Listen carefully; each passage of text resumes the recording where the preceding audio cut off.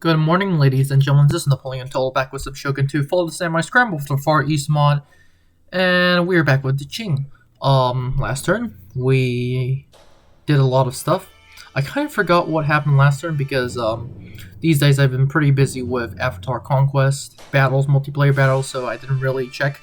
I kind of forgot what happened last turn, but if I remember correctly, we took Aki, and after that we just literally are on the offensive for now. I am building more rockets because rockets are a lot to swallow down for the enemy.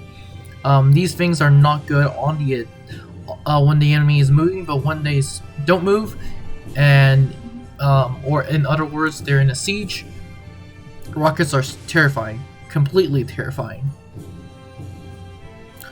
I'm moving troops around in Aki just to make sure everything is going well. And yes, that's that. Last time we also fought a fleet battle with the Dutch, I think. And now, in this situation, the British are kind of supporting us. Well, they're not supporting us in any of our wars, but they are supporting us by not invading me, and that's a pretty good thing. The British are one of the big people, the big people who rule Japan. Next one is followed by the United States. I think Prussia, but we can't see them. And after that is France and the Netherlands. If I were to choose between France or the Netherlands, it would probably be Netherlands because they have a lot of territory. And the only thing stopping them from going west is me. Sorry, east is me, not west. East. What else is going on? Yes, this army is being moved. The enemy army currently on my border is taking attrition. I know that army is not going to be moving anymore, so I'm going east to take some more land. The British are just moving around, which is technically none of my business. The Americans are just increasing their land, which is not a bad idea. And a Korean army just appears out of literally nowhere. Well, actually, no, it was there, but it's currently trying to attack. Now, I don't know what the AI is doing, because last time they also tried to attack and they just retreated after them. Now they're attacking literally in winter. And yeah, I'm gonna recruit another general because we don't know when our generals will die, so that's gonna be a problem. Our geisha level's up, so that's fine. For the remainder of, well, most of the episodes leading on, this geisha will just stay here for a long time. I'm gonna be moving my generals to Central Primakoya and then have them go by ship to Japan, and after that I'm just gonna have them take active command. I don't know where, just give them active command, and after that, hope for the best. Our army is also inching forward. This fleet is being literally surrounded by enemy warships, enemy ships. We literally can't really do anything. We can build a wooden ship, but that's not really what I really want. I really need a modern fleet. And also to make the situation somewhat better, I can technically auto-resolve this battle, which is great. I'm gonna quick save just in case, but I don't think that's really needed. We're gonna take the settlement no matter what. And however, we do lose some casualties, about 100 for 700, so that's not a terrible trade-off. But we are gonna, once again, with all cities, we're gonna repair, and then upgrade some stuff. I'm gonna see when we can do modern ships, and that's gonna take a few time. I'm researching Consular Court right now because I have nothing else to research. This Korean army is pretty unique. I can't wait for reinforcements, but might as well just get this Korean army off the face of the planet. I have, once again, a lot of white banner border units, followed by some white banner border spearmen, followed by some green standard army bowmen, followed by rockets. Now, rockets, once again, I said, are very devastating once the enemy is in stationary. However, during some battles, rockets could be very devastating. This is one of the battles in which the rockets were very devastating, and you can kind of see the effect. That was only one volley, and this amount of people died, so that's pretty impressive. The Koreans, for their part, have a lot of these spearmen, guard swordsmen, archers, some levies, which is not terrible, and 2 units of cavalry, but yes. 가서다 죽여버리자. Really like the uniforms on, especially the Korean Guard units, but once again, if uniforms count for everything, I think a lot of countries will be winning in battles. And that is the effect of rockets, as you can see right here, a lot of noise, pretty devastating. To our right we have this Korean Guard just regular Lancers, and to that right we have mounted gunners, which is pretty scary since most of my army is mostly sword infantry. These guys, all they have to do is shoot, retreat, and then my what do you call them? My arrows can't really reach them. As you can see, the devastating effect of rockets coming in again, shaking literally the ground itself, and yeah. The enemy cavalry is going to be charging straight towards my, well, not charging straight towards my line. They're not going to be charging on my spears, which is smart on their part, but they're going to go literally around my spears and literally go on this small incline of a hill, and then they're going to literally charge down, and all they're going to do is to charge into my archers, which is, I have to admit, that was pretty smart. However, I don't think they realized that because they're literally behind my lines. All I have to do is to get my archers forward, which it is taking time, and get my infantry back to literally sandwich this cavalry force. While on the other side, our entire infantry lines are just literally charging in. And this is once again an example of why one, you don't send spearmen into the front lines, and two, attack using spearmen, and why these Korean Guard swordsmen are performing so bad. Most of these Korean Guard swordsmen are not getting the amount of kills for their price, which is pretty funny because like these are Guard swordsmen, which means they're probably the best swordsmen, and they're just getting wrecked by my guys. And this is not even the best banner unit I can bring to the battlefield. This is like tier 2 banner units. Tier 1 is probably the yellow banners and the yellow border banners and the white banners, and those are like the best. However, on the other side, our white border banners are just destroying the enemy the enemy levy swordsman, killing the commander, and now we're just like going havoc, because if the guard swordsmen can't even deal with us, then the levy swordsmen are even worse. The enemy cavalry is opening fire on my guys, but I can't really do much about that because, yes, all they have to do is run away and then come back, run away and come back. However, I am firing arrows at them, which is helping the situation, somewhat, but eventually this entire army routs, and then all I have to do is literally chase the entire enemy army around. Not that I can do a lot of chasing, because literally I have no cavalry except for my general, so yeah, I'm not gonna play a game with that. I do have some cavalry, okay. I do have some cavalry. Oh yeah, I have around 3 Manchu Lancers, so I think, yeah. Our men are cheering because we won the battlefield. We've taken the field and we won the battle, so yeah, that's great. Yeah, I have 3 Manchu cavalry. 2 of them are Manchu Lancers, which are absolutely terrifying. I'm gonna select 2 units that do garrison duty.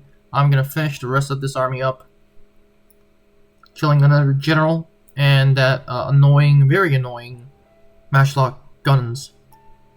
And we're gonna call it a day. I hope this general levels up. Oh, yes, he does level up, which is wonderful. Zhao Zhen. We're gonna give him logistics because I need replenishment and defender. We're gonna send more troops to join him in North Gangwon, and then we're gonna go into West Gangwon. There's nothing much I can do in terms of everything else. The big undertaking is really the army in Japan, which is a big pain because I'm trying to get reinforcements to it, but the only reinforcements will come from Japan itself in terms of me producing units. Also, to make it even worse, I can't really get generals to Japan because like the enemy is literally blockading my fleet. The Koreans want peace, which I automatically reject. I really want all their land, so I'm not really gonna ask for peace. As the turns go on, our assassin has been discovered. And I'm sure he is not very happy for some reason. Although this is spring, so we can have the ability to literally wait for it. Like, spring is +1 happiness, so I can literally wait to build other units. The reason why it's unhappy is because I moved 2 generals out, which is a pain. And yes, that's that. Yeah, really nothing I can do about that. Modernization and castle repression are going to be key. Too much modernization is going to be bad, but if I don't modernize, I'll literally get destroyed by everyone around me, so I don't really have a choice on modernizing or not. And to make it worse, I literally have to modernize if I want to, like, literally. Yeah. So not much of a choice. We're gonna go to take Higo, and, well, at this point we're down into the south of Korea, and now all we have to do right now is just to keep attacking, and pray for the best. I'm sending a lot more units to garrison them, which is a pain. Most of my armies are extremely small at this point, so at least most of them are cavalry units. Yes, that does mean I need more reinforcements. Technically, my income can handle some more troops, but I'm just not interested in getting more units because I am saving up this income to rebuild most of the buildings in Korea. Upgrade and rebuild, so that's gonna be a pain. You see here there are 2 lines, and I have no idea which line it is, so I decided to go straight in the middle, and I figured out, yeah, that's not the border. The red line is not the border, the yellow line is, so that's weird. I technically don't know what's in the middle, though. Yeah, that's weird. Once again, we're going for bingo, and our generals are being moved, so no surprise right there. A lot of stuff is going on. Well, not a lot of stuff is going on. Most of it is boring stuff at this point because, like, the War of Korea, like, it just takes time for me to move my armies. Most of the Korean army is pretty much destroyed. I defeated them on the open battlefield twice. One time they outnumbered me, and the next time I outnumbered them. But the problem with Korea is just getting the troops into Korea and then maintaining all those provinces, making them happy and stuff whatnot. That's the only big problem I see with Korea. Japan is a lot more troublesome because every clan you literally have a small army. And when I mean small army, I mean a large army. It's only small because the clan is small, so they can't really recruit. But yes, that's that. We're gonna be assaulting this castle of Fuchi. And once again, for those who don't know, this province is called Bingo, and Bungo, I think. Was it Bungo? I think it was Bungo. However, the castle is called Fuchi. So therefore, every time you see on the screen, Bungo province is actually called Fuchi Castle. So that's what I'm calling it by the castle name, because we are technically assaulting the castle. My men are slowly moving up, and we are taking along with it, moving the artillery somehow, which is kind of weird. Yeah. Their tower is down, sir. Take advantage of it. We're gonna open fire the second my men go through, and I decided to change targets, so we're not gonna open fire. And the second we selected our target, we're gonna open fire on the enemy castle, and we're gonna cause devastating effect. Once again, for those who don't know, mortars are very good for taking out castle walls. And yes, mortars, howitzers are pretty good. Howitzer, I rather prefer a howitzer than a mortar because a howitzer, you can use them on the battlefield, while a mortar you are only forced to use in siege battles, which are not bad considering the fact that howitzers in this game literally have 0 income and you can capture them, which makes it pretty interesting.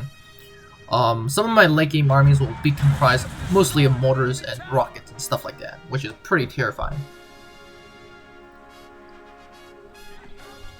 Here you can see the enemy army is literally being blown apart by my guys. This fortress, for those who don't know, haven't seen my Prussian campaign. It's probably pretty similar in the sense that these guys are all getting blown apart. So, but this fortress has been featured in my Prussian campaign. For those that want to watch it, it's on my channel. Eventually, I decided to send up my men because we've done enough damage, and yeah. I'm moving them slowly, and the second the enemy open fires, I'm starting to run them because now is the time. Because I do not want my men to get tired after when they are you do not want your men to get tired before they are even getting hit. And the reason is because if they are tired, they are very slow, and when they are very slow, yeah, it's gonna be easy pickings for the enemy. The enemy is gonna fire 2 or 3 times, and one example is now, literally point blank range. But the good thing for me is, once again, the enemy guns are 300 years old. However, the bad thing is that it doesn't really matter if they're 300 years old. It only matters because they're firing, and that's because my men are just swarming. However, the only good thing in this scenario is that guns from 300 years old, they take a long time to reload, I think. Or that should be reflected in the game, I hope. Anyway, needless to say, the second we come into the walls, we literally annihilate this levy infantry, and now we're just literally running through, causing havoc.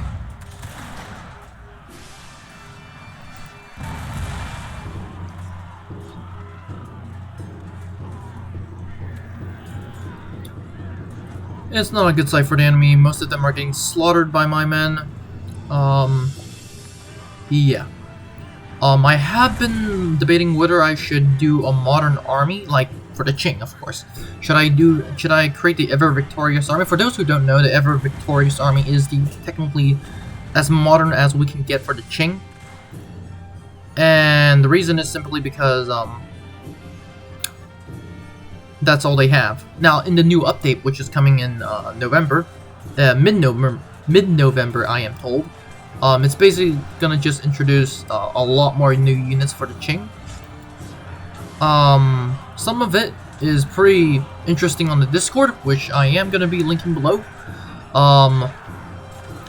As a matter of fact, let me make a note to myself, just so I can forget, so I won't forget.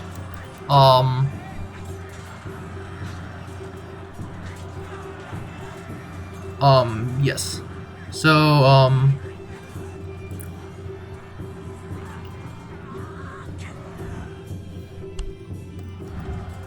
yeah, so, there is a new update.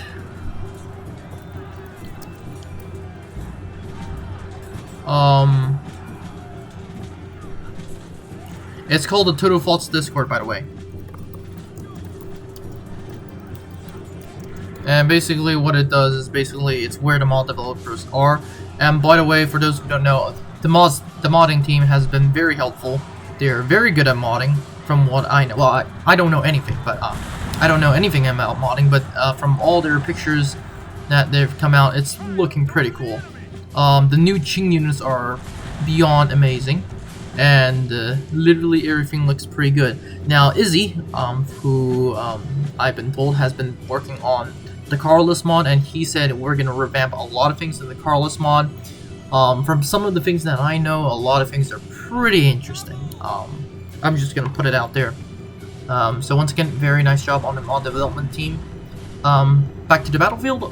We are just our guys are trying to storm in from the other side. This unit that is on the walls, this militia unit, is gonna get some kills, but yeah. We are fighting in melee against this poor unit of levies. I don't have that many units, and I want to. Armies are only limited to 20 units, but you might be wondering, okay, that 20 units is still a lot, which is why I'm trying to surround the enemy from all sides.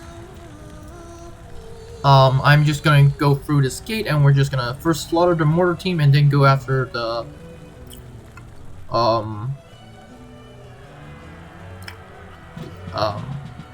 militia. I was blanking out on the name of the unit.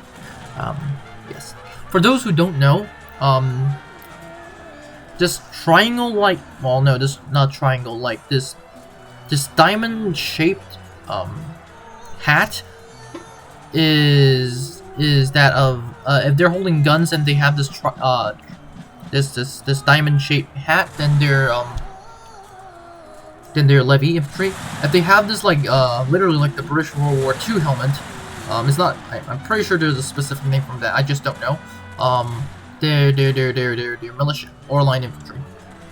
Or wait, yeah. I don't think there's okay in regular Shogun 2. Follow the Samurai. Those are what we call light infantry, but we don't have light infantry in Shogun 2. Scramble for the Far East. So yeah, those are mostly militia. My men are just gonna be running through. We slaughtered the mortar team, and now we're just going straight after the militia. Once I said they're wearing these like, very interesting hats. My men, I've ordered them to scale the walls, but for some reason, they're not really following that order. However, that doesn't really matter because my guys just come from the back, and then we're just slaughtering. My men are cheering for some reason, which and I eventually just sent them in combat. Once again, these guys wearing these almost like helmets, like the British World War II helmets, are militia. So yes, that's that.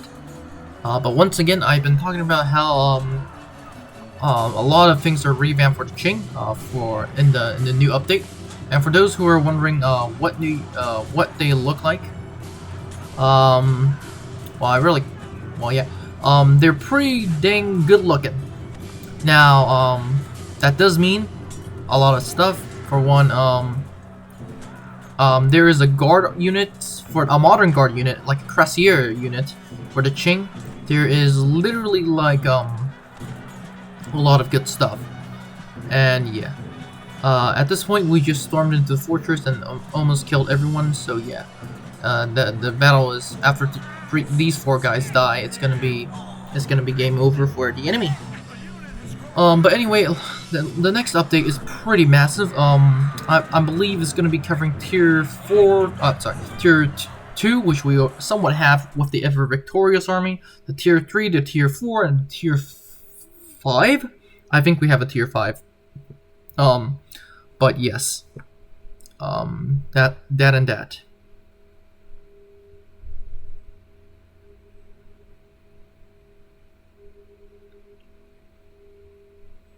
Anyway, back on the map, the campaign screen, we've taken the settlement, and now we're I'm sending my fleet to Iwami to see what the enemy have, which they don't have a lot. So that's good. In Korea, I decided to hold back from the attack. That's because I just need a lot more troops. I need 2 more units.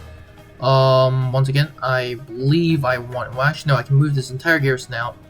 Join this army. However, this is spring, which means that once it changes season, that many people is not gonna work. However, I am getting more troops from Shogun. I think that's how you pronounce that. Seoul, which is the Gun Songyonggi, which is Seoul, by the way. We've captured that in the very bloody battle in the last few episodes. But yes, that's that. Once again, there's a lot of province management, which is pretty boring. A lot of, yeah. However, province management is very important for my empire because why is it not? Province management, okay. For those that might be wondering, I've seen, if you read the history books, I've seen a lot of countries that lose on the battlefield, but come back victorious in the end. One example is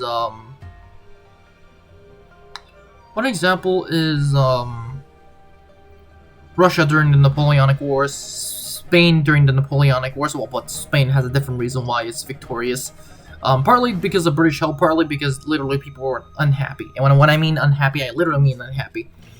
And yeah, another good example is oh yeah, there's a lot of examples in history. I'm gonna attack this port because, well, I don't want them to be producing a fleet, and I should have been doing that earlier, but might as well just do it right now. I can produce more troops in Nagato, which is wonderful. So I'm gonna end the turn to see what's going on. But okay, I was about to say I could produce troops in Nagato, but I don't want to. And we're gonna end the turn. There's not the Koreans ask for peace again, which we're obviously gonna reject because why the heck are we gonna accept the peace treaty? Hiroshima offers peace, we're gonna reject that again. And yeah. Oh great, we've modernized. We're gonna do martial with wisdom because I really want to get a Western fleet, which I'm gonna build a lot of Western ships because not only does it counter enemy Western ships, but it gives us a very big advantage in terms of naval battles against Japanese fleets.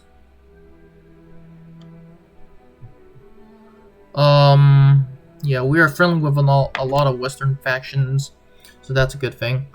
Oh, for those who don't know, I think I told you guys in the Prussian campaign, but once again, if you haven't watched the Prussian campaign, it's a pretty good campaign. Although I'd rather suggest you, watch other campaigns.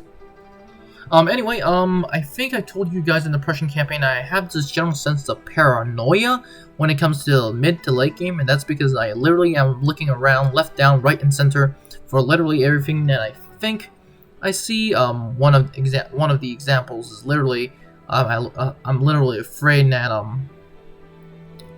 I don't know, stuff might happen, and literally I might lose a thing right in there. So that is why you see a lot of stuff that you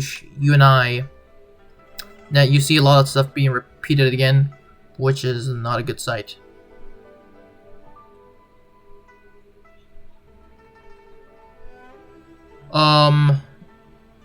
Yes. Yeah, you see that a lot. Most of these stuff are useful in the sense of problems management, and that is mostly because one, we just literally upgrade our modernization levels, so that is going to be a problem to deal with. I'm gonna order the assault for this army onto more Korean territory, but pretty much the Korean army and the war with Korea is pretty much over. In the sense that we basically won, but now it's just a painful task of managing those provinces and just making people happy, which is harder than you expect.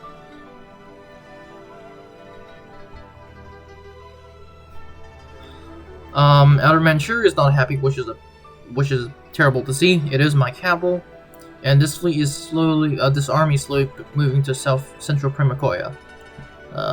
I eventually am gonna get railroads, but at that point, I really don't think I really want railroads. I might as well just use ship, and because moving from here to Japan is a lot, I can move via ship. As you can see, I'm trying to do something with the tax, but however, I decide, yeah, you know what, it's not worth it. It's not worth it at all. So we're just gonna cut our tax to the same level.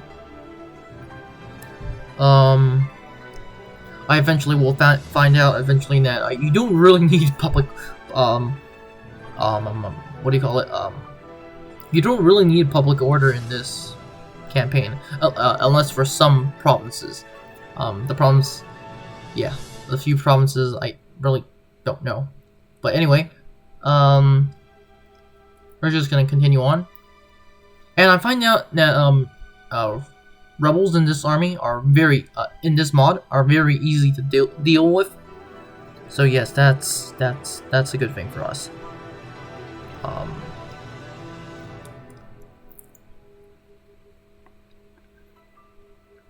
Once again, a lot of province management. Yeah, I'm like, screw this province. Most of these provinces are very unhappy with me, which I don't blame them.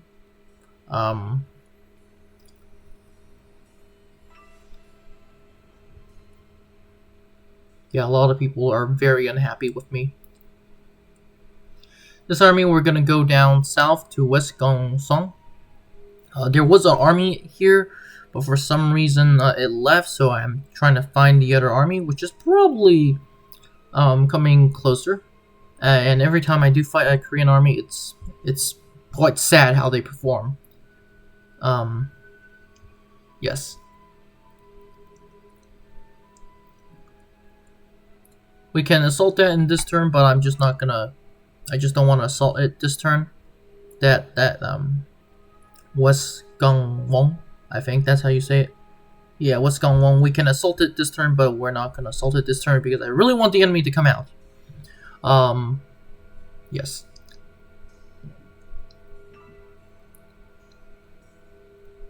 This army is gonna be marching for Wami, and we're gonna eventually join up with another army, which is my main army led by our faction leader, Elder Tao. So now we have Younger Tao who is currently in Korea. That's a good side. A lot of stuff going on. Yeah. We're gonna end the turn, and we can see a lot of British armies, at least 3 full stacks. Well, 2 full stacks at another stack. But yes, the Joseon Kingdom asked for peace, but at this point, I'm just gonna deny them. But anyway, this is it for this episode, so have a great day, and I'll see you in the next one. Bye! Now, before you leave, I would like to thank you very much for watching this video. I would be honored if you could like and subscribe to the channel. Remember, more videos are coming out, so it is a good idea to click on that notification button. Anyways, have a great day, and I'll see you in the next one.